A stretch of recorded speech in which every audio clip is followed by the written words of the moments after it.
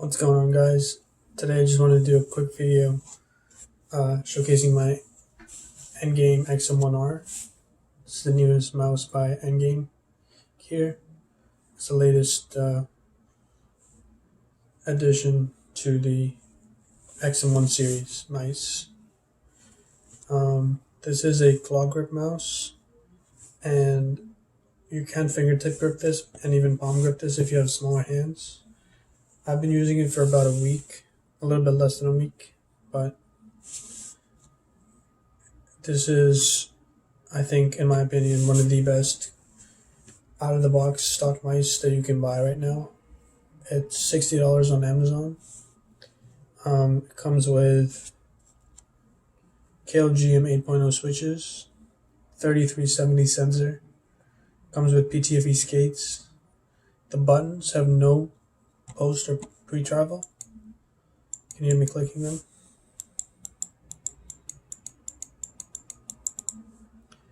You can see, press down as hard as I want. There's no post or pre-travel. Just actuate instantly. The Xm1 uses their patented analog technology to make it the fastest clicks possible, fastest mechanical clicks. Side buttons have absolutely no post or pre-travel. The back button has a little bit of post-travel, but the front one has very minimal post or pre-travel. Both have no pre-travel. Just the back button has a little bit of post. I have the Glossy variant. This is the dark reflex, I think. And you can see through the shell because it's translucent. It also has a DPI button on the bottom here, and has 4 set DPIs. Blue is 400. Green is 800. I want to say this one is 1600 and 3200. I'll put it in the description what it actually is, but I know the first two are 400 and 800. So this is what I use, and this mouse has absolutely no DPI deviation. It does when it comes out of the box, but Endgame Gear give you a sheet, which I'll show you right now.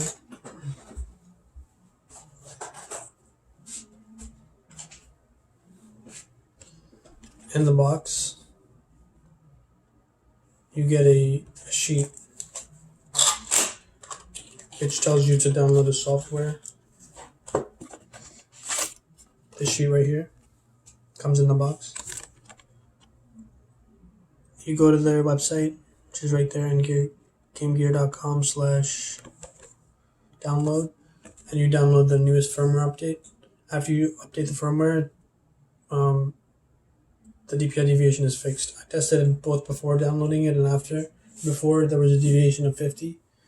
So 400 was 450, 800 was 850, and so on. And after the download, there was absolutely 0 DPI deviation. I wanted this to be my main mouse because of how nicely the sensors tune and how responsive this mouse feels. How good the clicks are and how good the coating feels, even though it's glossy. I have very sweaty hands, and this coating is absolutely no problems for me. Even though it's glossy, a lot of people say glossy coatings, if you have sweaty hands, it's not good, but I found this coating to be better than most matte coatings and most gaming mice that you'll see today. The scroll wheel is very nice. It's tactile. You can probably hear it. It's a little bit pushed up to the front, but other than that, it doesn't affect me at all. What does affect me is the shape and the weight of this mouse. Currently, I made the MM710, and I have done a few mods on this mouse. I have a paracord in it, obviously. I have lizard skins on the sides, and I have new mouse feet on here. And I also have GM8.0, GM8.0 switches on this mouse as well.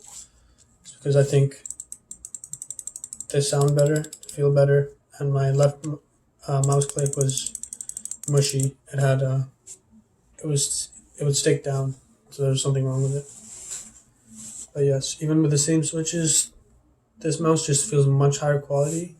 The only reason it didn't replace my MM710 is because of the shape and the weight. No matter how hard I tried, I still played better with the MM710. In games like Apex Legends and even Valorant. This is a really good Valorant mouse, by the way. But for Apex, I recently just hit 4K damage with this mouse. So I think that's saying a lot, and I couldn't even get it close with my new one. Obviously, it'll be different if you put some time into it and get used to it. But I still think for $60, this is a better deal than MM710 by far because of what you get with in the box, and you can just plug and play right away.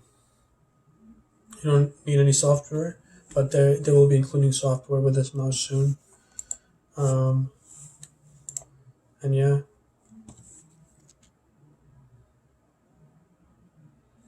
I'll be doing a video on the MM710 soon, as well as my Artisan Heat, which I've had for about 2 months.